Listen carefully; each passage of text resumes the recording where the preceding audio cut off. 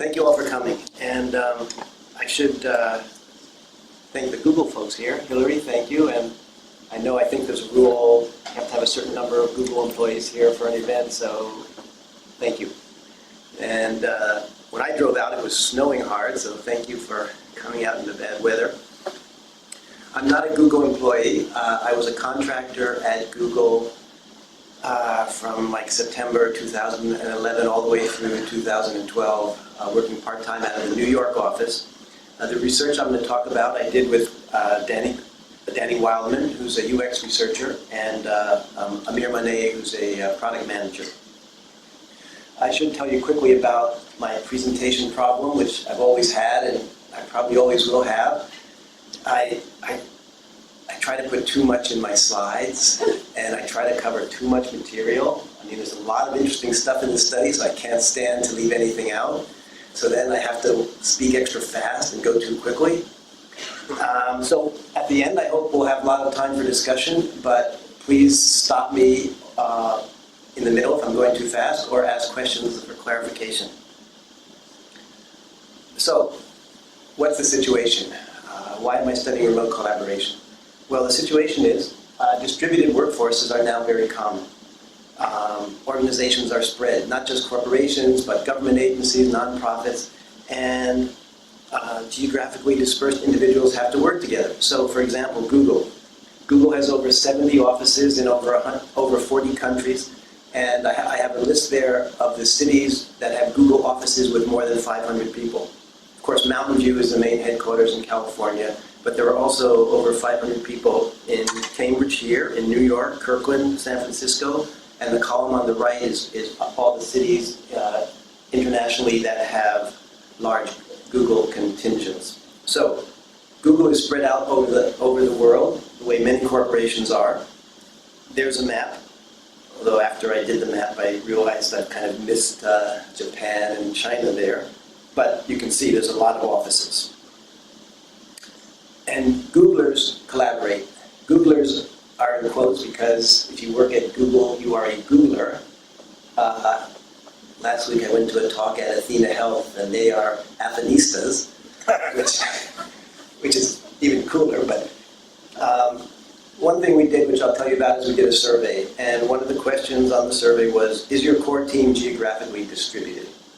And 65% of the respondents said yes.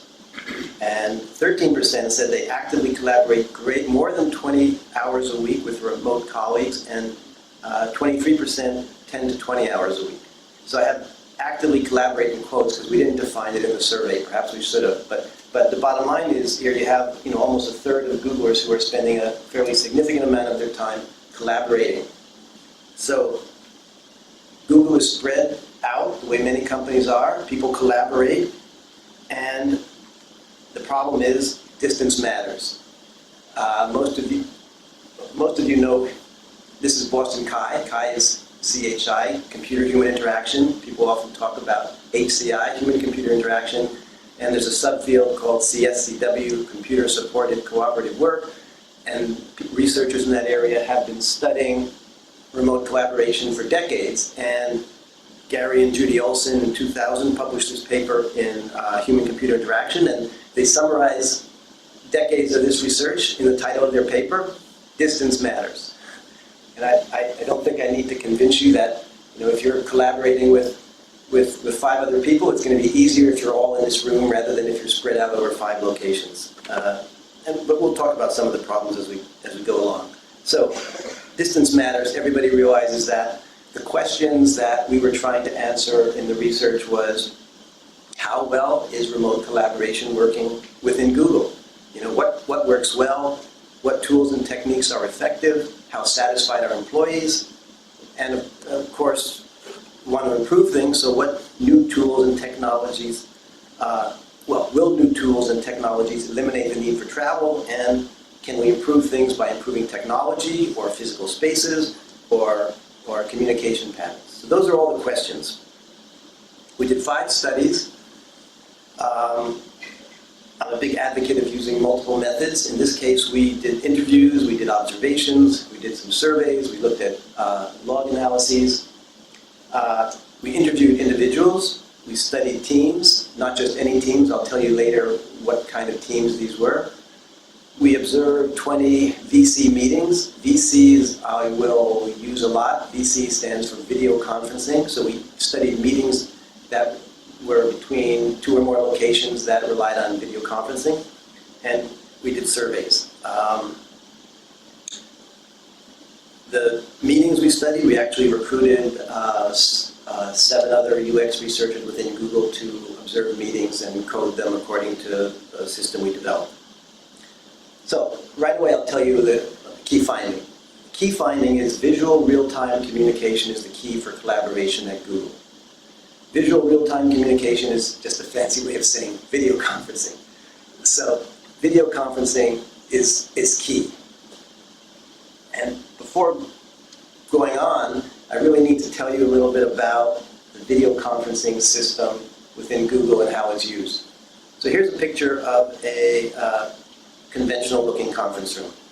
There's 2 monitors there. If you look between the monitors, there's a camera, and underneath the monitors, there's a dedicated PC that runs the video conferencing system. On the table to the right is a hardwired touchscreen device, and there's a picture of it. So let's say it's 4 o'clock and you're going to be in a Q1 rollout planning meeting. You walk into the conference room. That's what you see on the touchscreen device. You touch that top bar, and the meeting starts. And that's it. Now what happens, and then after the meeting starts, that device has controls for controlling the camera or muting the audio remotely or in the room and other things. So what happens, let's go back a day or 2. Let's say you want to set up this meeting. Everybody uses electronic calendars. You go into your calendar, you set up a meeting, you invite people. The calendar system is integrated with the room reservation system, so from within the online calendar, you choose a room, a name is automatically generated, you can change that name if you want, and then people get an email with the invitation, they can accept or not, and you can do that within a minute or 2, and then you go into the conference room, and the name of your meeting is there, you touch it, and the meeting starts. Not all meeting spaces are boring. In fact, if we go back, you may not be able to read it, but on the right there I say search for Google conference rooms or Google offices on the web. Look for images or videos, and you'll see all kinds of interesting shots of interior of Google offices. Unfortunately, today you came up the elevator, came in here, you can't really see too much of Google Cambridge. But I came for many years at a conventional large corporation where the headquarters was just boring, gray, depressing. And so for me especially, it was great fun working in a facility with so many interesting designs and interesting spaces. There are some other spaces I'm not sure which location they are. Okay, here are phone rooms. So this is the fifth floor of New York. Those 6 rooms there to the right is what they look like inside. There's room for 1 person, sometimes 2 people. They have this single unit video conferencing device, a phone, and a writable wall. Some of the rooms are a little bigger. They can fit 2 people in them. There's a picture of that device. So this is called a personal VC unit. Some people may use it as a personal unit. Some people may order these and have them on their desk next to their PC. And these are the units that are in the phone rooms. And some teams may have these units. These are not the units you would see in the conference rooms. Those are just big monitors run by a dedicated PC. These are also touchscreen devices. You can see a camera at the top, microphone on the bottom. So the same thing here. If you had scheduled a room in advance, you'd go in, your meeting would be listed there, you'd press the meeting name, and it would start. Let's say you wanted to go to that Q1 rollout meeting, and no room had been reserved. You could just walk into one of these rooms and enter the name of the meeting, and then you would join that meeting.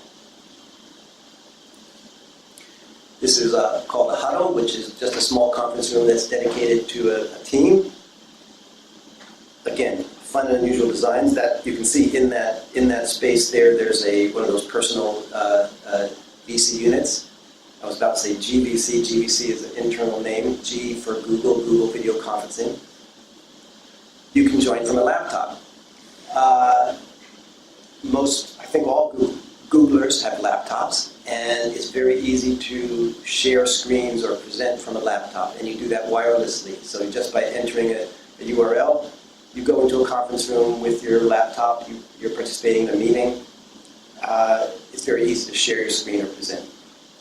So to summarize, you can join a VC meeting from a conference room or a huddle, from a personal VC device, a phone room, a laptop, or rarely you could join from an old-fashioned phone without any video. So the first interesting finding, at least very interesting to me, is that there are no audio conference calls at Google for internal use. I mean, I came from a company that, we had audio calls all the time. And often, they're boring, you're sitting there trying to do something else, you're not really paying attention, you don't know who's on the call, etc. Okay, here's some data about that. In our survey, over 500 people, the column on the left is video conferencing via dedicated equipment. That means in a conference room. The middle column is via a laptop, and the right column is the audio conferencing. And so if you look, only 2.8% say they never or rarely participate in video conferencing from with dedicated equipment, whereas 33% say a few times a week, 13% about once a day, and 24.5% multiple times a day. So, a lot of Google, you add those up and you get, about 3/4 of Googlers are a few times a week or more. So it's a lot of video conferencing. Whereas the audio conferencing, 73% say never or rarely, and only 0.9% say multiple times a day. But I just told you there are no audio conference calls. And what I'd argue is that practically all these audio conference calls are conference calls with external parties. Because remember, Google, it's an engineering company, but it's also an advertising company. There's a lot of marketing and sales folks who are having meetings with external people, and they would often have audio conference calls. But internally, and I forgot your name. Ben. So if you ask Ben or Hillary, do you ever have any audio-only conference calls internally? We don't even have phones on our desk. Okay. Hillary said they don't even have phones on their desk. No audio-only conference calls internally, which is, I thought was great after I had been there a while. So, we can prove this is true? Well, do people really spend that much time in VCs? Well, if you look at the logs, that is true. What we have here is VC minutes per day from January 2012 to 2013. If we had a video conference from this room to the New York office for 30 minutes, that would be 60 VC minutes, 30 minutes here plus 30 minutes there. It's just the sum of the connection times from the different units. So 2 things to look at in this chart. First of all, from 2012 January to 2013, the number of VC minutes goes up almost 4 times. And if you look at the absolute value in January 2013, that says 1,000 there, but it's in thousands, so that's 1 million minutes per day in January. So that's a lot of minutes. And of course the lines are going up and down because they go way down on weekends. Not that Googlers don't work on the weekends, but this reflects just data from the conference room unit. So if everybody is participating via laptops, that wouldn't be shown here. So the wiggles are the weekends, and then the big, in December, you have vacations there. And during this time period, the number of VC units increased from 4,000 to 6,000. So it's also, it's also going up because this is during the rollout of the internal Google video conferencing system throughout Google. So lot of minutes. For those who care, it's based on an H.264 SVC codec. It's an internally developed system. It's a Google proprietary video conferencing system.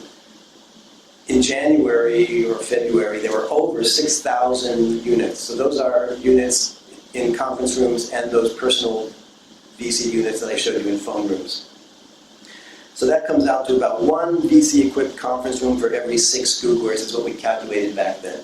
So I worked in a facility with 600, 700 people. We had 1 video conferencing room, which of course people didn't use because it was not easy to use and it was a big pain. You had to go to the other side of the building and reserve it, etc. And the system can support greater than 15 video feeds. This presentation and what I didn't tell you is that on the front page there's a URL, which I'll show you again at the end, for a long version, for a paper we wrote, if anybody wants lots of gory details. And of course the paper and this presentation have been approved for public release, but one thing that was not approved was to tell you exactly how many video feeds the system can support, but I can say it's more than 15, which means you could have 15 different conference rooms or a combination of conference rooms and GBC and those personal units connected into one meeting. If you go to Google plus Hangouts, the public version, which anybody you can quote, enjoy video calling with up to 10 friends at a time. And Skype now, I looked the other day and I think you can do group calling on Skype with 10 people also, although it's not free. They said at least one of those people have to have a premium account at $4.99 a month. Okay, so that's the Google Video Conferencing System. Any questions about it before I go on?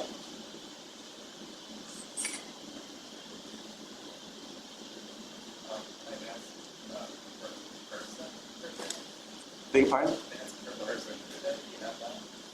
Minutes per person per day. We don't have minutes per person today. I mean, we have the survey results in terms of people. The quarter of the people saying they participate in multiple per day, and of course it varies a lot. I mean, the personal VC units that I showed you in phone rooms. I mean, there are some individuals now who have those. I talked to some managers. I mean, individual offices are rare.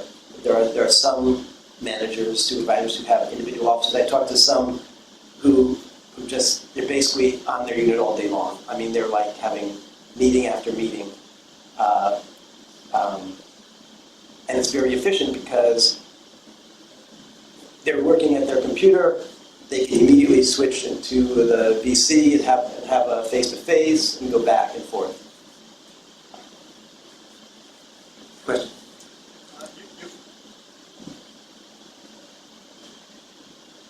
Demetrios, you've covered what Googlers do in their offices with the GVCs and that. What do Googlers do when they work from home? Well, I mean, when I worked for Google, they gave me a laptop the way employees get, and you can join any internal Google VC meeting from your laptop. So people often can join meetings from their laptop. I mean, one thing that happens a fair amount is if you're collaborating with someone many time zones away, you may need to join a meeting early in the morning and late at night, and there's no need to go into the office. You can join that meeting from home. I don't know. Ben, Yeah, that's exactly right. So if you're working, last year, this big storm here, and a lot of people were able to work from home, have meetings. That's exactly right. he said during the storm last year, you could work from home, and you have your laptop. Yes. Hi, I was curious, I've heard all the rumblings. How many people use WebRTC if they do it all? WebRTC? Yes. Like, it doesn't require a plug-in, like Skype and Facebook, looking for something to download, but you can do video to video chatting directly through, I think Google Chrome and Firefox do it. Well, I mean, within Google, you are connecting into the Google VC system using your browser and a plugin, I guess, that loads, but I'm not sure I understand and answering your question. That's okay. Quick question. I was just wondering, how do you handle the problem where you have a bunch of people in one room and that remote person kind of joining the meetings? That I've heard that remote person can sort of feel left out because he's not in the room with everyone else. That's a very good question, and I'm going to talk about that specifically. And if I don't answer your question, then we'll bring it up again. Okay, a few comments about video conferencing. I won't read them all, but the first two are from interviews, and the last 5 are from the survey where people wrote comments. You know, video works really well. It gives by far the highest sense of what's going on. You can see the expressions. I love it. The more real it feels, the less likely you are to do anything else. And like the last one, GVC, Google Video Conferencing, is a revolutionary improvement. It largely enabled me to manage a team that spans the San Francisco, Mountain View, New York City, Chicago, and Seattle offices. So a lot of appreciation of GVC. Now, if we look at the literature, and a lot of this we heard from the comments in the survey, but you know, why is video conferencing better? Well, greater sense of participation and emotional connection. Easier to tell who's participating. You know, and that's a real problem with audio conference calls. I won't read all the rest, but I think the last one is interesting, where some people argue it's more important for a presenter, for me to see you, than it is for you to see me. I mean, you can listen to my voice, look at the slides, but when I see you, I can get some indication of whether you're paying attention, whether you're understanding. I can, you know, there can be visual back channels without verbal interruption, meaning things like the way you shake your head, raising hands, etc. And that helps. I mean, many of you who've been on audio conference calls and you're presenting sometime and you're not getting any feedback and you don't have no idea whether people are understanding what you're saying or listening, etc. See, and I really appreciate, Todd, your positive head noddings. On a lot of audio. Okay, so what were the key factors for the video conferencing are ubiquity and ease of use. So the facilities, I like the word saturated. They're saturated with VC rooms. And of course, this does vary. So if you look at facilities around the world, when we were doing this study, there were some facilities that, you know, had more than others. Because as many facilities, there's an excellent organization with Google called REWS, R-E-W-S, Real Estate and Workplace Services, and they do a great job in the design and the layout of the facility, and they create a certain number of conference rooms. Then all of a sudden the facility grows and a lot more people are added. And but in general, you know, there's ample conference rooms and phone rooms or places to participate in VCs, and it's easy to use. I told you how it's integrated with the room reservation system. With a single click, you join.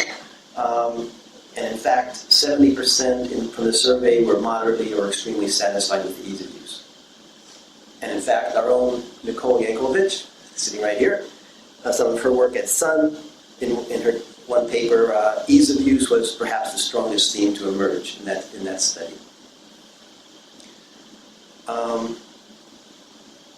Okay, but VC is not enough. So what are the other collaborative tools that people use? Well, email, of course. People use email. IM, IRC, it's kind of group chat. Online calendars, everyone uses. And Google Docs. So there's research, evidence that the ability to co-edit improves group performance. So of course, in Google Docs, you can share and co-edit spreadsheets, presentations, documents. Those of you who are members of ACM, in the September issue of Interactions, there was an interesting article about words with friends, writing collaboratively online. The 4 authors describe how they wrote a book together collaboratively. They wanted to maintain a single voice, and they started out with Microsoft Word, passing the document back and forth, and then they switched to Google Doc.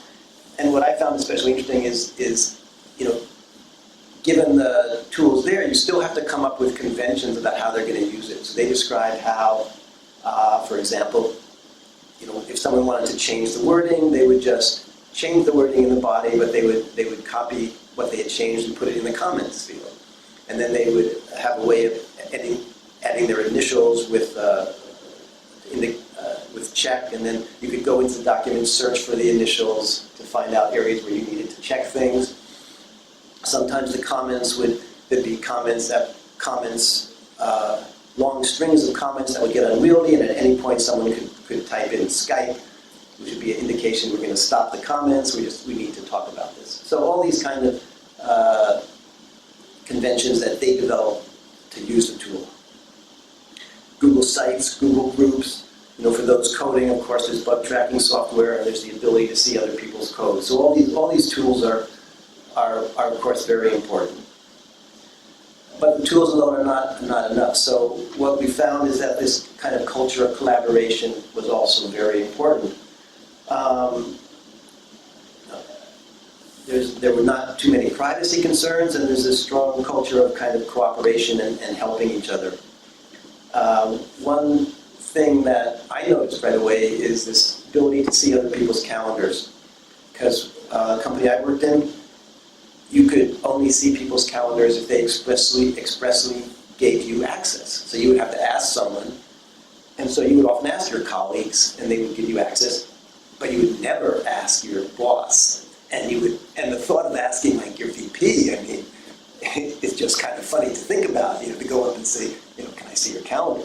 Whereas at Google, basically everybody's calendar is open, and you meet someone sometimes and say, oh, we've got to talk about something, and they would say, oh, just, put something in my calendar. So you go in their calendar and you set up a meeting with them. So the calendars, I was at Ghana, we had calendars all open, but some folks would show you when they were busy or not busy, but they wouldn't necessarily say what they were doing. So with Google, the folks, you can see someone's got a doctor's appointment or a meeting with whoever, or is it just the time's busy or blocked?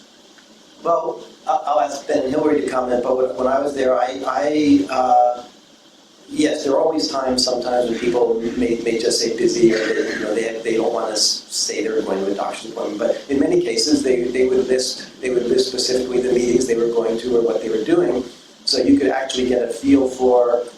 So sometimes you could check your supervisors what they're doing and ask them to join some meeting that you hadn't been invited to because it's relevant.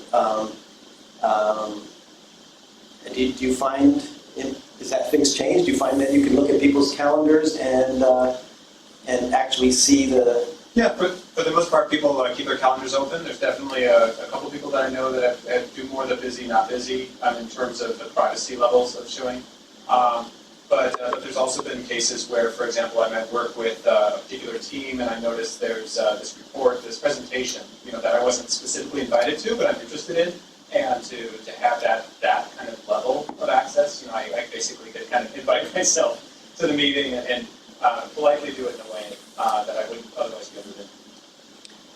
Now, we did hear about... Can I just think one more time? Yeah. I'm actually also a Googler, but just about my experience within my circles, you do see busy blocks, but within my group at least, I've never seen busy for an internal meeting between Googlers.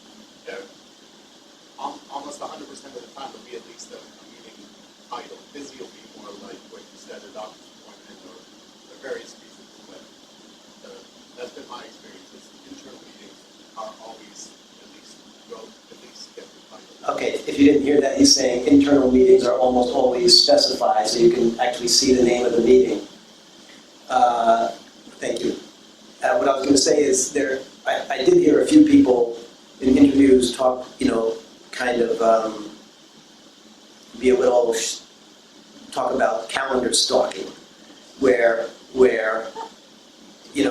this culture of trust and openness, I trust you to, I allow you to look at my calendar, and I trust, though, that you're not going to go snooping around too much. You're going to look for what you need to look.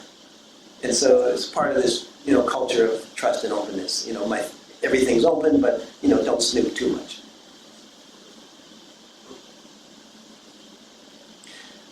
So is travel still needed? Well, the research literature, of which there is a huge amount, is clear that face-to-face meetings are essential for facilitating remote collaboration. And in our study, we've found that definitely to be true. I won't read all these quotes, but the first one, the quality of remote collaboration is multiplied by 10 or more after at least one face-to-face meeting.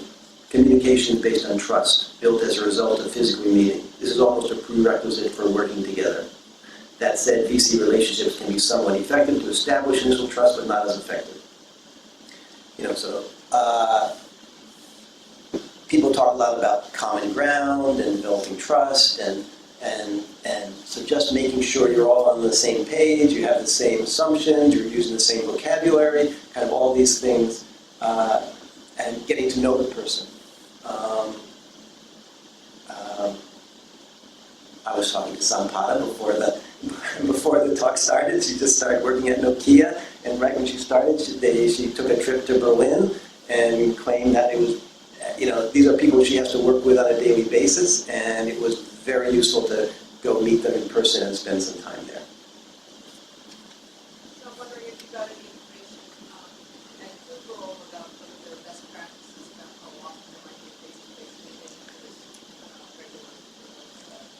The question is how often there should be this face-to-face meeting, and I don't have any good data on that. People at Google travel a fair amount, so that my impression is, Ben and Hillary can chime up. It depends how much you're collaborating, but people often travel, like every quarter, for example, every few months. Large teams often have annual meetings once a year, and then people may travel several times. I found, and I just heard this from other people often travel for a whole week. So you go to some other facility, you'd be there for a whole week, which would give you time to really do some substantial amount of work, plus to really get to know the people there. And so that was common. What does multiplying the quality by 10 times actually look like? Or what does that mean? It means it really helps. I don't know what it means. That's what the person, it means this person says it's really important. What was the question? What does it mean, multiplied by 10 times or more? I don't think the person had any specific metrics in mind when they said that. So let me switch gears for a second. Let's talk about space design.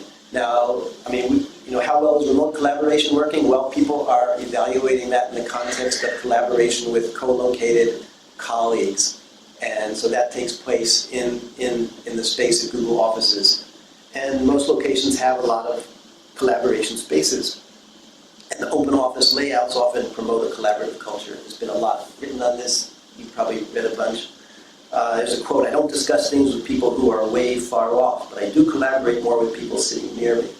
And in fact, we're right in the middle of MIT here. It was in the early 70s, I guess. Tim Allen did a bunch of highly cited studies here on how frequently people talk to other people in their organization as a function of how closely they're sitting to them.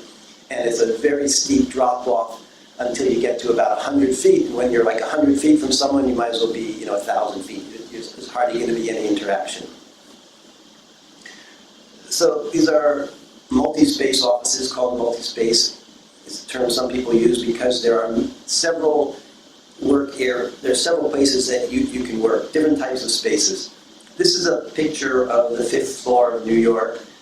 You can see on the right, you have big windows, you get natural light. You have individual work areas in the middle, highly configurable. So there are these kind of modular pieces. People can build their own, little areas, teams or individuals. You can't really see it too well, but back, there looks like a cage pretty far back there.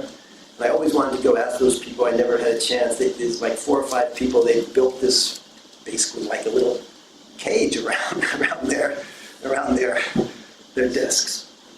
Off to the left, you can see a little bit. There's like a picnic type table, but off to the left, there's spaces there where you can sit at tables or chairs to have informal talks, and then behind that, there are a bunch of enclosed conference rooms right there.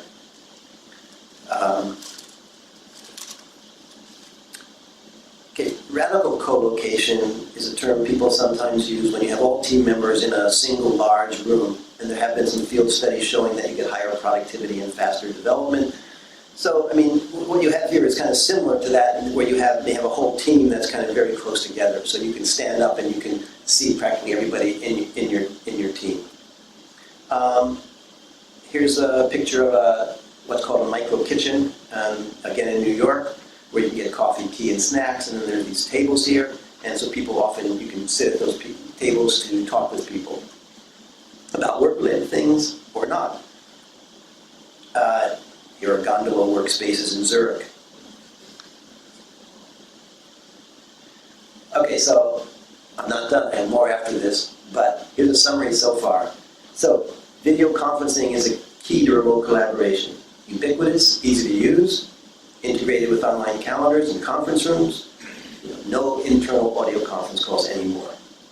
Those other collaborative tools are important for working together, sharing information. There's this culture of trust and sharing that's important, and the face-to-face meetings are still really critical. Question? Maybe you didn't cover this, but when there's conflict amidst group members, how does video conferencing work with or against that? Maybe there are no conflicts in Google. No,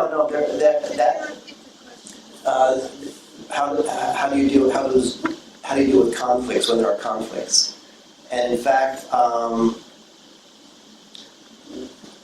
that's something people talk about in terms of the benefits of video conferencing. In fact, a lot of the early research that looked at differences in different conditions, like with face-to-face versus audio only versus video plus audio, found that for certain types of tasks it didn't matter, but for tasks involving negotiation, video often helped. Face-to-face was equal to video. So, I mean, the video, the two things, the face-to-face interaction helps in reducing conflict. I mean, a lot of the quotes we have about things like, well, design fights stopped after we met together face-to-face. It's harder to, argue and get mad at people that you know well. So the travel is important, and once you have that initial common ground and trust, and maintaining that with video conferencing and being able to see people helps. I'm not going to talk about, there's some interesting cross-cultural things that we found out in terms of various problems and issues with Googlers from the US and Europe collaborating with people from India and Japan and China, given the different cultures. And one thing that really helped overcome some of those cultural differences is meeting face-to-face and then maintaining that with VC. There's some more about that in the paper if you're interested. One more. Questions?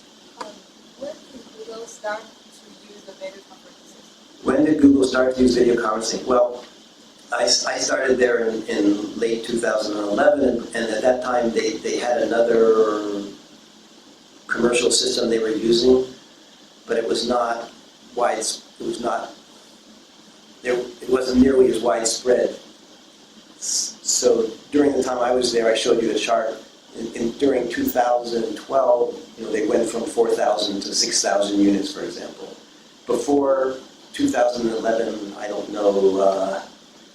Ben, you weren't here.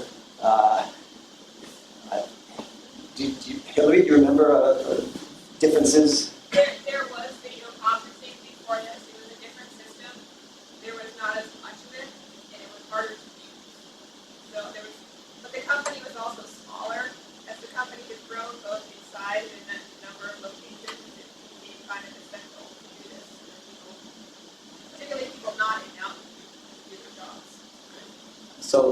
we said there was video conferencing, there wasn't nearly as much, it was harder to use, and that's a good point. I mean, when I got to Google as a contractor in late 2011, you know, if you looked at, there was simple ways of looking at the directory which told you the percentage of people and how long they had been there, and it was just amazing. It was like, you know, half the people there had only been there, you know, less than 6 months or something. So, you know, Google was growing very rapidly, 2009, 10, 11, 12. Sorry. Yes? About interruptions. In some cases, people talk about being available a lot for video that could constitute an interruption of their work.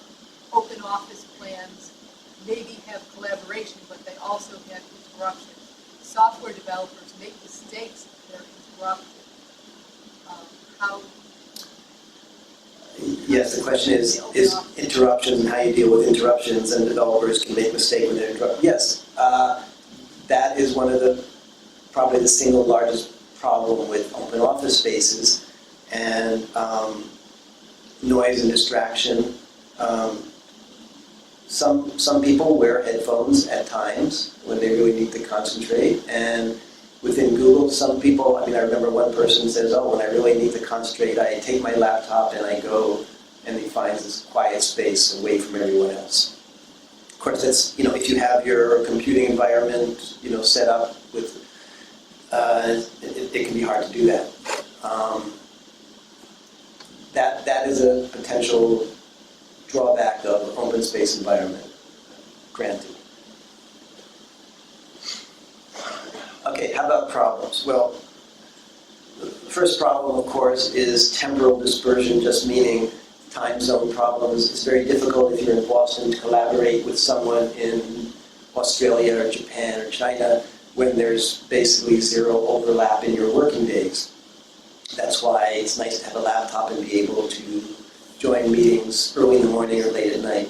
But that's a problem for which I know of no solution. The other problem, and this, I'm sure people have a lot to say about this, and I'd like to just hold this till the end, but design collaboration. I mean, this was just kind of a fact for Google, at least throughout 2012, that there were no good tools to facilitate designing, drawing, brainstorming over VC. So, you know, I'd talk to people and say, you know, if you had a meeting and you all were together in one room and you had a whiteboard, would you use the whiteboard? And people said, yeah, we'd use the whiteboard, you know. But yet, like in the meetings we observed, and most of the other meetings I were in, people generally did not use the whiteboards during VC meetings because it's just hard for the remote people to see the whiteboards, because given the way these conference rooms are constructed. I mean, sometimes people would take photos of the board and email them. Now, screen sharing works really well. If you have a design, for example, you want to share and talk about, fine. But if you want to collaboratively, you know, do some drawing or map something out, there were no good tools when I was doing the study. It's also the case that many existing electronic tools don't provide all the support that you might need. There's an article I point you to by Cherubini et al. Well, there are some good prototype systems to look at, like Calico is one listed there. I mean, there were some smart boards within Google when I was there, but you really need something that's going to be that everybody has access to. People talk about, you know, having document cameras, and I know there were some internal groups working on tools. I don't know what the status of that is, and if I did, I probably couldn't tell you, but that was a problem that many people told us about. There was a question before about what happens if there's one person remote, and this is a cartoon Vernali Shaw drew for us, and in the left panel you see people sitting around a table and they're all talking, and there's words coming from the right, and then the right panel you see that's the person who's remote saying, you know, FYI, I don't like being invisible. So on one hand, all the meetings we observed, sometimes there were remote individuals, and in no cases did we conclude that the remote person had trouble participating in the meeting. However, in some types of meetings, it was clear that the remote people could not participate the way the people in the meeting could. And in particular, when you have a meeting where you have some active discussion, it's going around quickly. Even though the time delays are fairly short in the Google system, in face-to-face conversations, you often get turn transitions of 0 milliseconds because, based on prosody and other cues, you can tell when conversations end. Nicole? What are the audio characteristics of the DC system? Can multiple remote people talk at the same time? Or is it only a single audio? No, multiple can talk at the same time. We all interrupt each other all the time. The issue is the kind of rapid turn transitions in that, in many types of meetings, it doesn't matter. If you're in a status update meeting and, you're going around the room, it's not going to matter. It's just these certain types of meetings. Is that a question? Yeah, I'm actually wondering, at Google, do they put any effort into acoustical prep for the groups? Because everyone has its own video calls, but that acoustics in conference room is the part that makes it totally impossible to hear what's going on over there. Right. A lot of the rooms has Google put any effort into the acoustical design of these rooms? Some rooms do have multiple mics. In the survey we did, the video quality was rated higher than the audio quality, and sometimes there were some issues with audio quality. I guess the main answer I would give you is that since the goal was ubiquity, something suffered, and sometimes audio or even visual suffered, because what you're doing is you're putting VC in everywhere, and so it's not like you have a specially designed, a few specially designed rooms with very nice audio and visual and everything. You have it everywhere, and so some rooms it's not as good as other rooms, but generally it was good enough. How many different video callers from different locations can participate at once? Is it always just two-way, or can you have three-way, four-way, five different cities represented? Oh, I went through that quickly in the beginning. I'm not allowed to tell you, but it's more than 15. Can you repeat the question after someone asked? Yes, sorry. The question is how many different connections can you have? So you can have a video conference with more than 15 different locations. Does that mean you need 15 screens around the room? Oh, no, I'm sorry. There are generally 1, 2, or 3 screens. There could be more than 15 different locations. So there could be more than 15 cities, each with a conference room with 20 people in them. So you could have, we did study some meetings with, over 100 people in many different locations. But if you only have 3 screens, how do you get everybody else? Hold that a second. I'm going to show you a picture in a minute, and you generally have one room large, and then you have a film strip along the side where you have small images of other rooms, which you can choose to make large. If you have multiple screens, then on different screens you can have different rooms. There's a bunch of other findings from studying the meetings, but I don't have time to go through them all because I want to talk to you about what was I think perhaps most interesting to me was the video portals, which we found emerging spontaneously throughout Google, where a video portal is just an always-on connection between 2 or more team locations. So let's say we have a team that's in that room back there. There's a room back there. There's a team there, and there's another room like that in New York. They just they have their personal GVC unit, video unit, or multiple ones. They start a video meeting between New York and Boston, and they just leave it on forever. So we heard about teams doing this. We studied 6 teams that maintained a video portal. I'll talk mainly about the software development team number 1. You can see that was New York, Mountain View, Texas. The team that's working on online culture initiatives was in Paris and Tel Aviv. TechStop is a technical support team, kind of like a Genius Bar in Apple stores. You can go if you have technical problems, and large locations have multiple ones, smaller locations don't. So you're asking what things look like. So here's what a VC meeting might look like, and this is what the video portal, this is an actual shot from the video portal of software team number 1. The guy in the middle is in Texas, and if you look at that film strip on the right, on the bottom, that guy is in Mountain View, the guy up is in New York, that's a small picture of the guy in Texas, then there's an empty office, I'm not sure where it is, then that guy's in New York, and I think the top one's in California. So when a person speaks, their image is put in the large window, or you can override that by selecting any of the images on the right to go in the large one. So this is what the portal looks like for that video team 1. Now, Google locations vary. Some locations have primarily just open areas. In New York, there's a lot of open areas. I showed you one of them, but there are also a bunch of offices, many offices that may have 4, 5, 6, 7, 8 people. And so that was the case in New York for this development team. They had 2 offices. Each of those offices had like 5 or 6 people in them.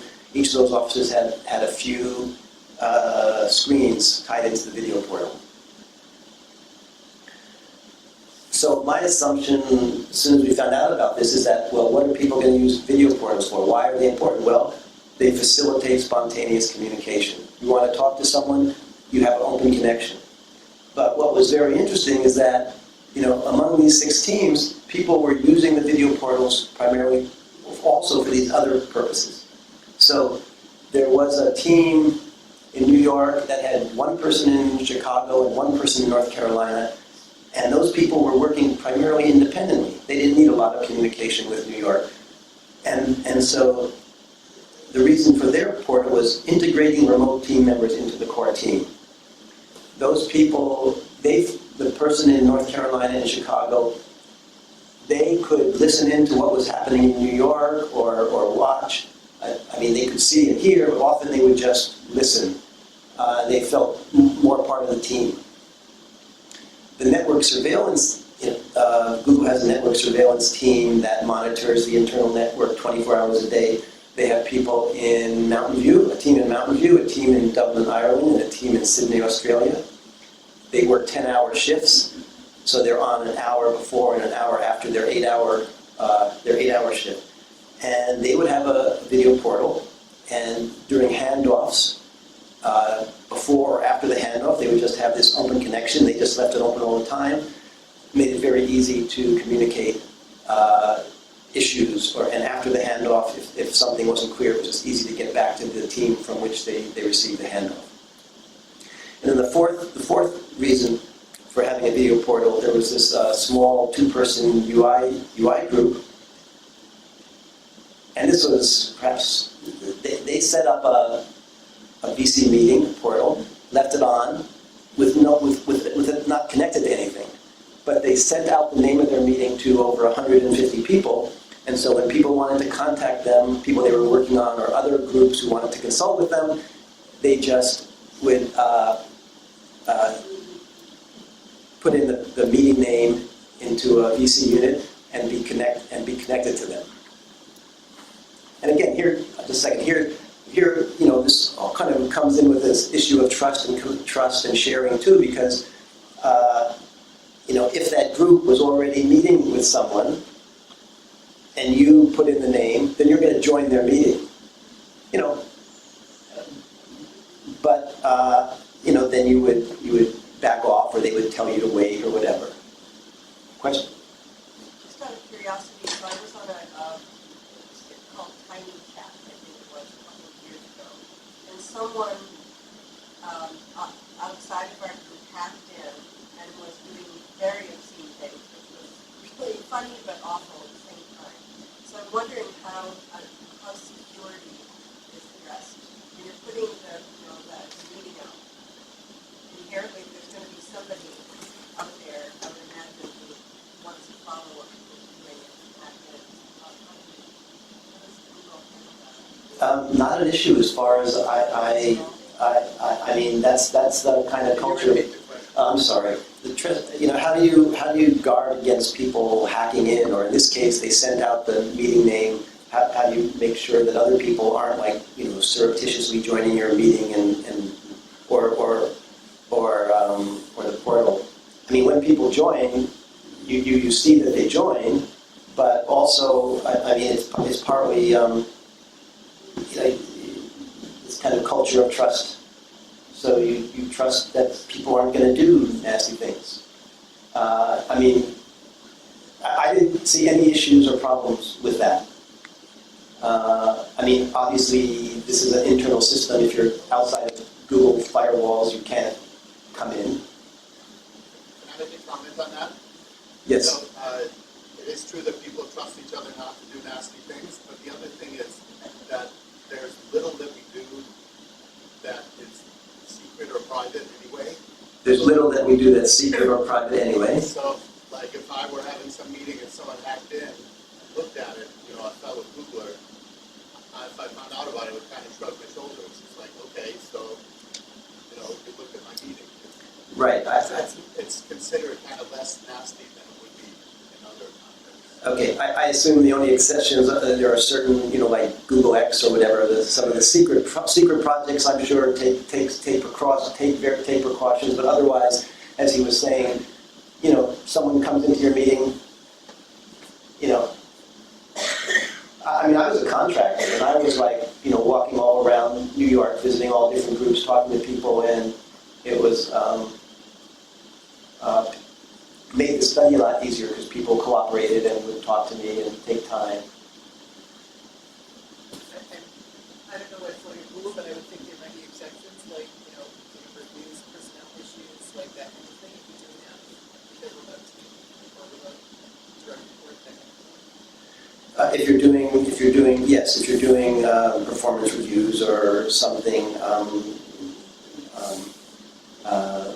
like that, and people would do that over VC, but if someone finds out the name of that VC and tries to join, I mean, you would see that they would join and then you would tell them to leave.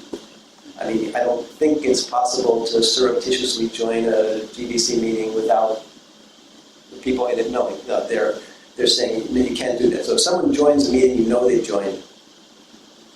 Every once in a while, we have to pick a meeting ID name. Every once in a while, like 2 random people pick the same name.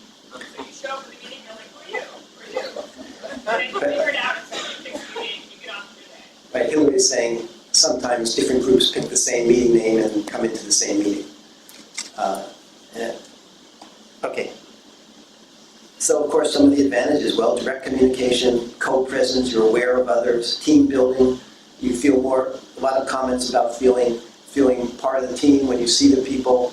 One person said it motivates him, it makes him feel like he should work hard when he sees Steve working hard. So you have all these factors. As I said, the use patterns vary across teams, those 4 different modes of interaction. Now, I'm sure if we had stopped there, someone would have mentioned, privacy. Well, how about privacy? And in the 1990s, a lot of the prototype systems that people were developing with video privacy was a big issue. Many of those studies in the 90s involved video between private offices. So it's, at least in my study, it was not an important issue. And the typical thing people would say is, the person sitting next to me can turn his head and look at me and see what I'm doing, so why not a remote person? But remember, the remote person is not just any person. If it's part of this video portal, then if the person watching you remotely, if they're a trusted colleague, then privacy concerns recede, a tremendous amount. Plus, you have control over the video connection. So, and there's a culture that is established with each group. So, it's quite okay when Steve, people eat lunch, they may turn off the video so they're not, people aren't watching them eat. there was more concern over mics than over the video. So if you're in a large office or space, you know who's there. If you're in a video portal, you can just see part of the space, and so you don't know who might be there who can hear you. But in general, privacy wasn't an issue. I mean, camera placement sometimes was an issue. There was one case where a person, the camera was at the back of his head. He didn't like camera looking over his shoulder, so they switched the position. Is there a mechanism for recording any of these, and is there a privacy issue with that? Question. Is there ability to record this, and is there any issues with that? I'm not sure what's proprietary or not. So there were certainly people talking about recording, and when I was there, they weren't generally recorded. Because once you start recording things, then there's these issues. How are these organized? Who gets to see them? All of that sort of stuff. And I think it's a bigger deal. That's true. It's a bigger deal when these things are recorded. And the meetings that I observed, were not recorded, and people knew they were not being recorded. Okay, so for example, what did the software development team want to use the video portal for? And it was just all the things that you might do if you were working with a group in the same room. Asking technical or coding questions, getting feedback, discussing things, debugging, having stand-up meetings, and then things like overhearing conversations. And screen sharing. So sometimes people, at least once a day, that this group, people would share their screens. They might have some issue, some programming issue, and they would share the screen. Other people could see what was on their screen. If you have a question about something, it's much easier to ping the entire group over VC. It's really nice and normally gets you an answer much faster than through any other means. And then, being able to hear. It does a pretty good job of simulating hallway conversations. A keyword catches your interest and you jump in and participate. So again, this worked so well for Software Team 1, in part because this was a kind of team that really got along well. They had worked together. They knew themselves. They knew each other well. Todd's looking at his watch. I'm coming to the end. 8:30? Yeah. Okay. Team building, seeing each other during the day helps to maintain a cohesive team. I won't read you the quotes. Okay, travel. Travel is still essential. So even among these teams that maintained a video portal, and they, like team number 1, they saw each other all the time, they still did some travel. Although I think they probably traveled less than if they didn't have the video portal.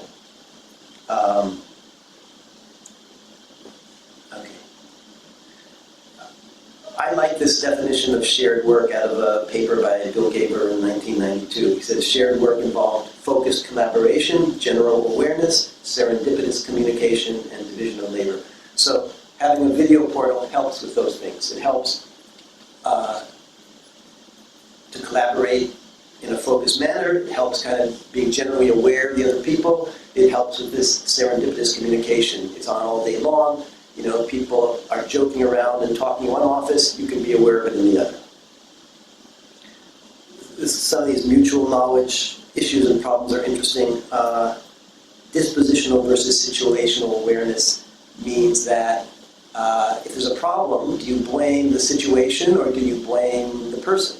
And there's evidence that in remote collaboration, the person is remote, and something goes wrong, you're more likely to blame them. It's their fault. It's a personal failing. Because you don't understand the whole context and situation of their work, whereas the people who are you're working with, say there's a delay in the project, there's a delay because they were doing this and this, or because they were sick, or whatever. You're less likely to blame them. Okay, so we're talking all about GVC, Google Video Conferencing, and of course you can go out and buy a Cisco high-end telepresence system, and I'd argue that telepresence is great, but it's better to have, the question is it better to have ubiquity, have VC everywhere, or a few kind of super high-fidelity telepresence systems? Or you can go with a company like Perch which the friend just pointed out to me, which you can get a free app, and you can connect iPads, iPhones, and iPod, and so they suggest you get this adhesive stuff, and you can put your iPad on the wall and set up a video portal with another team. And they have some machine learning supposedly that helps to identify which offices to connect. One thing is interesting that they do in the bottom right, you may not be able to read it. By default, the audio is turned off. When you walk up to the unit and look at the camera, it turns on the audio. But no, this is great for certain types of meetings, but for what we found in Google, there are certain situations this is not good for, because there are some cases where the video portal folks found it very helpful to listen in to what was happening at the other location, even when they weren't, actively collaborating or looking at the camera. I'm not going to go through this. This is just looking at the characteristics of radical co-location when you're together versus a video portal. Question? Do people tend to use video conference just from their workstation, or only when they're in a specific video location? Okay, both. There are most, in my experience, most people did not use their personal laptop from their desk for VCs. There are conference rooms and phone rooms all over. So if you're going to meet with other people, there's advantages to being together with them in a room, physically together. In a conference room, when you have a bigger screen participating. If you're participating as an individual, you can go to a phone room. You can use your laptop in any space. Some people have these personal VC units on their desk or in their team area. There are some teams that might have one for themselves. They may be in a small office, so they may, right from their office, participate. It's a question of whether one's available, whether you're going to bother the people around you, all those factors.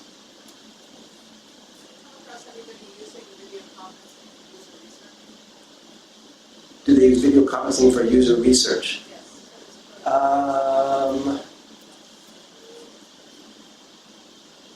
You mean like remote usability studies, or? I use video conferencing for user research. I was interviewing people using VC, so certainly interviews for doing user studies. Hillary, Ben? Yes, although obviously most people don't have the same system.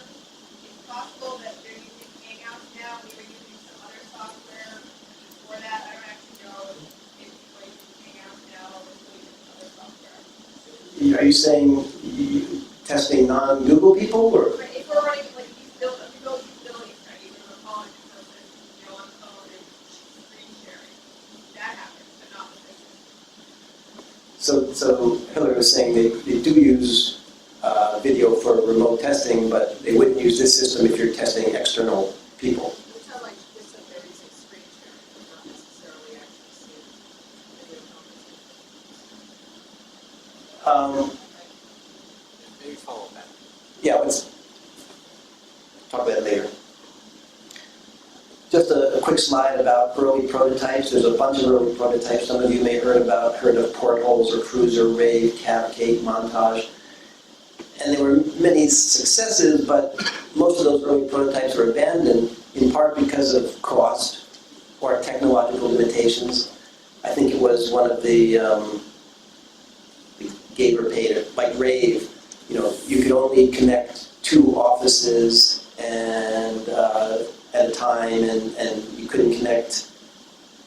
There was a lot of technical limitations. So now you have, at least at Google, you have no bandwidth constraints really, and you have large monitors, and you don't have privacy concerns, which you did in the 90s generally when you. And another difference is some of the early work was focused on facilitating awareness and serendipitous communication, so kind of this informal communication among different groups, which I think is a little harder to do, rather than using it for focused collaboration.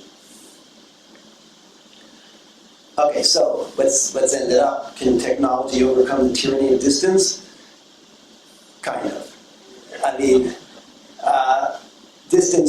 Distance does still matter, but a lot less than it used to. So it is possible to succeed in remote collaboration now, whereas in the past, it's much easier now than it was in the past. people talk about loosely or tightly coupled work, and I'd argue that now it's possible sometimes to succeed in tightly coupled collaborative work that involves a lot of interaction and interchange, whereas in the past it was not. I didn't tell you about the satisfaction survey, but again, part of the survey we did was asking for a general satisfaction question, and about 3/4 of the people were top 2 boxes, extremely satisfied or moderately satisfied. So there was general satisfaction with how remote collaboration was working. Visual real-time communication is the key. I've told you that over and over. Collaborative tools definitely required besides VC. Culture of trust and sharing is very important in a lot of aspects, and you still need to travel. And I'm hearing this as I talk to other people. So the full report is available at that. I had Google shorten the URL. It shortened it, but it got really ugly. But if anybody sends me an email, I'll send you the link to the full report. Now, if we have a minute or two for questions, other questions, I'm glad we've had some during, but is there anybody who disputes these findings based on their experience? We have about 10 minutes for questions, and please use the mic.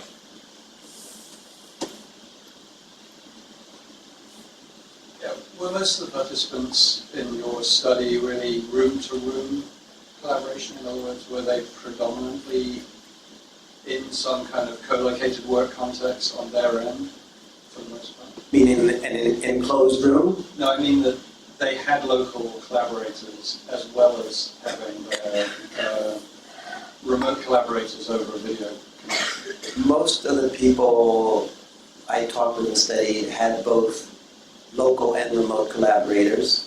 There was a few who did. There were a few who did not, like the case with the individual person in Chicago and North Carolina who were working with the main group out of New York. I remember one person. A few people told me that the situation that they found very difficult was when they were the only person in one location, and it was just so difficult then to keep up with what was happening. There, in the software team number 1 that had a video portal, they had one person who had been, I think, in California, and then at Mountain View with the main group. And I'm not sure why. I think for whatever personal reasons, he was worked out of his home, which Google usually, in my understanding, does not allow you to do a lot of that type of remote work. But in his case, he had already, established himself, and they let him work from home.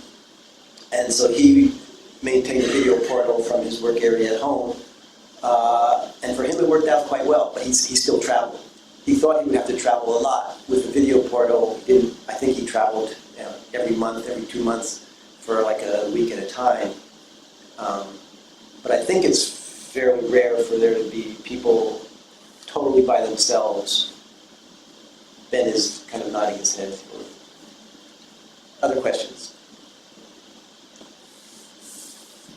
You touched on this a lot, about how the culture of Google works very well with the Google video conferencing. And I used to work for another large company, no names, but the initials are IBM. And if you were to just drop Google video conferencing into IBM, put it everywhere, it would not work as well as it does here, because the kinds of meetings they have are different, the culture is different. They're not at the point where you could do this. So do you have any advice for how a company can build a video conferencing culture and its own culture together so that this kind of a system works? That's a very good question, and I guess rather than make things up, I'll just say I really don't. And that's one of the limitations of this study was, and in fact some of the reviewers made that point, saying you're not talking about the limitations of this study, and So we had to write some paragraphs about the limitations, that this is Google, this is mainly young, technically very sophisticated people, how it would, and what you would need to do in other corporations to make it work. I'm not sure. I mean, because there are, when I first started at Google, I went through orientation, but by mistake they put me through the employee orientation instead of like contract orientation. And so it was very interesting, but it's really kind of indoctrination, and you're about, you know, the culture and the sharing and the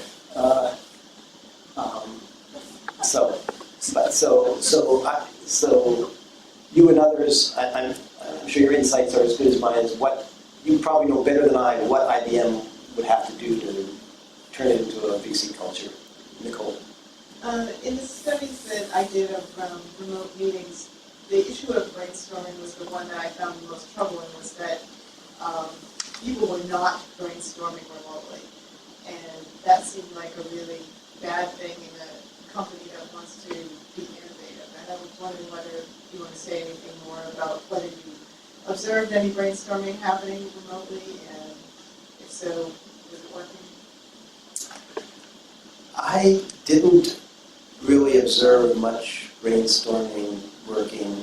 I mean, that fits in a little with the problem of the design collaboration and tools for sharing drawing and things.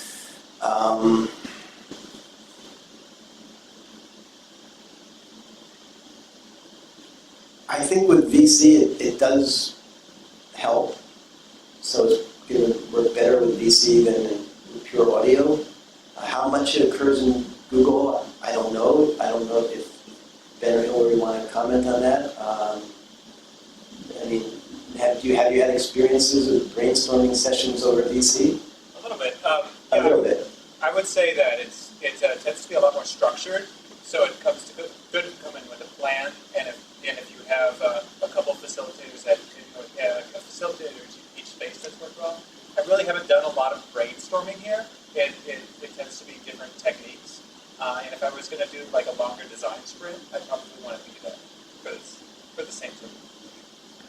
That does remind. I mean, I don't remember the details, but I did have heard of some cases where people were doing brainstorming in multiple locations, and I think they did have a facilitator at each location, which is what you were saying, right?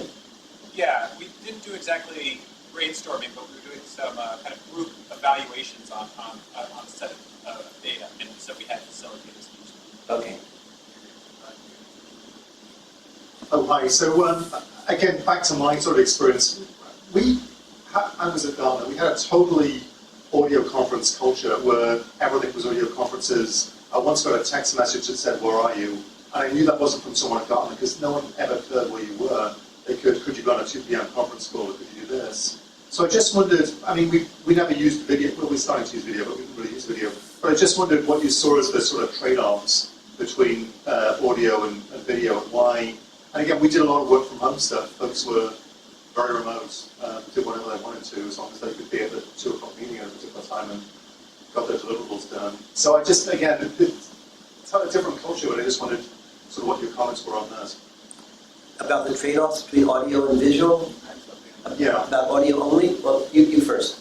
Okay, so if you think of communication as kind of a continuum, right, where a text message is kind of very thin information stream and video conferencing is a very fat, wide information stream. So there is something that can be a little bit lacking at Google. There's a gap in the continuum because nobody picks up the phone, right? You don't even have a phone on your desk. And if you just want to call up someone and say, "Hey Nick, I want to run this by you," it's like, well, why don't we set up a video conference? What time are you free? And some, that you don't always want to set up a time if you just want to ask someone a question.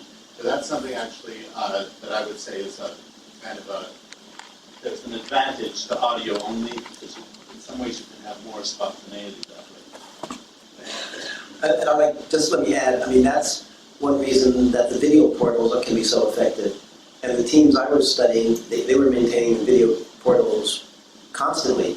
But there's no reason you can't for shorter periods of time. I mean, imagine, I know there's a bunch of people here who are consultants work from home. Often you're doing a project with someone in a different city. Many of us have desktop PCs and laptops also. You know, you sit at your desktop PC, you put your laptop on the side and set up a G+ Hangout or Skype call. Just leave it on for a few hours. In fact, one of the most interesting research by the Doris, Adler, Bilotti, and Henderson is for like 2 or 3 years they maintained a video portal among their 4 offices. And there was some of the early prototypes too where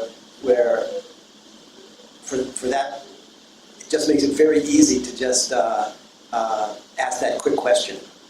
I mean, as long as there's no major cost of, you know, maintaining it. I just wondered, underlying this whole thing is the assumption that there are lots of needs for having work be so dispersed. And I was wondering if you observed kinds of work that really do need to be and are best served by this, or other kinds of work that just don't work well or shouldn't be physically separated this way. Well, all this tightly coupled work in general should be co-located. With some of these tools, you now can collaborate remotely, even for this kind of tightly coupled work where there has to be lots of interaction and feedback and stuff. But I mean, I think what generally happens, in fact, Danny Wildman, who I was working with, made this point that, you know, Google tries to keep these groups together that need to work closely on these tightly coupled projects, but inevitably things happen. So you have this tightly coupled, you have this group that's working well together, and for whatever reason someone needs to move to a different city, or they're combined with some other group somewhere else. So this group that is by management decision co-located for a very good reason becomes separated. And that seems inevitable. So that's what I think, you know, often happens. And of course you have all the things people talk about in terms of not being limited, being able to find highly skilled people wherever they are, not forcing them to move to where you are. Last question. Okay. Actually, just want to confirm a couple of things that you were talking about. But first, about this missing jump in the continuum. What I've often done with groups is use group chat as the fill-in for that. You know, where you can't always be on video, or if you're 10 hours away or 14 hours away, time zone-wise. But that's, I think, one of the problems with video is that somebody who's working at 11 or 1 in the morning or something like that isn't necessarily going to want to get video. So, but group chat kept open all the time as persistent group channels really can help to build that kind of teamwork in between the video work. Text chat or audio? Text chat, yeah. And that's a good point. So for example, the tech stops within the tech stops outside of Mountain View, of which there are dozens, maintain a video portal, and they also have a group chat. And it's interesting because I have some guidelines in the paper, but it's a video portal among a large number of different people, and so many of them don't know each other, and so you have different dynamics. So sometimes people are hesitant to ask a question over the video portal because they may seem stupid, but yet they will, they'll ask it first of a colleague, then on the group chat, and only then would they perhaps ask it over the portal. Right, the text chat becomes sort of that back channel for the Yes. rest. And so the other thing I wanted to just mention is you talked about frequency of meetings. Over the past few years, I've been doing a lot of international collaboration. Last year, I was working with a company that was based in Sweden. So I was there 5 times a year. And that was a bit much, but most of the teams would travel between 3 and 6 months between visits. That seemed to work really well. Some work I did a couple years before that, we had one team that would move every quarter for a week. The various remote people would come in for a week. We had another team in parallel that was on a 4 or 6 month cycle, and they had many more collaboration problems. So I know that's not a full isolated sample, but it seems pretty consistent that if it goes up to like 6 months, start to go 6 months without a face-to-face. Yes, that's thank you. That would be my guess too. Well, thank you very much for all the questions and putting up with my